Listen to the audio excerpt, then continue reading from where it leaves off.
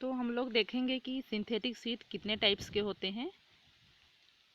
तो synthetic seed का types देखेंगे। तो सिंथेटिक सीड का जो टाइप्स है वो टेक्नोलॉजी के आधार पर यानी कि टेक्निक के आधार पर 2 टाइप का होता है, desiccated synthetic seed, hydrated synthetic seed. तो डेसिकेटेड सिंथेटिक सीड यानी कि ये कैसा होता है, ड्राई होता है, नेक्ट होता है, ठीक, या फिर ये पॉलीऑक्सी एथिलीन ग्लाइकोल या सोमेटिक एम्ब्रियो का उत्पादन करते हैं।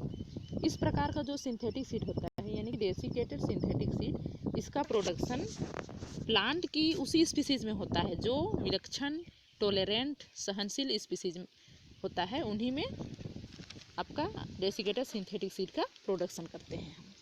उसके बाद सेकेंड है हाइड्रेटेड सिंथेटिक सीड। तो हाइड्रेटेड सिंथेटिक सीड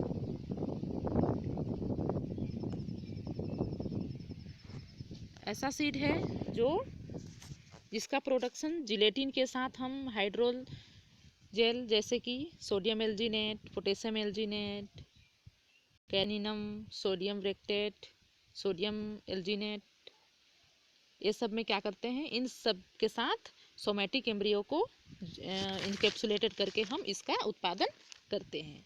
ठीक, आगे देखेंगे हम लोग एप्लीकेशन ऑफ सिंथेटिक सीड। तो एप्लीकेशन ऑफ सिंथेटिक सीड में आपका फर्स्ट है कि हम इस सिंथेटिक प्रोडक्शन के थ्रू जो हाइब्रिड प्लांट है उनका हम प्रचारित कर सकते हैं। उसके बाद सेकेंड है आपका इलाइट जीनोटाइप को आर्टिफिशियल, आपका जो इलाइट जीनोटाइप है उसको आर्टिफिशियल सीड टेक्नोलॉजी के उपयोग करके हम इसको भी प्रचारित कर सकते हैं। ठीक, उसके बाद है थर्ड है आपका, हम क्या कर सकते हैं कि खेतों में,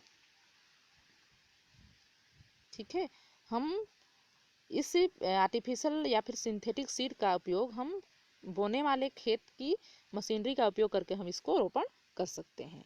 ठीक, आनुवांशिक एकरूपता को क्या कर सकते हैं, हम इस सिंथेटिक सीड के थ्रू हम इसको अपना सकते हैं, यानी कि बनाए रख सिंथेटिक सीड का उपयोग करके जो जेनेटिक एकरूपता है उसको हम बनाए रख सकते हैं।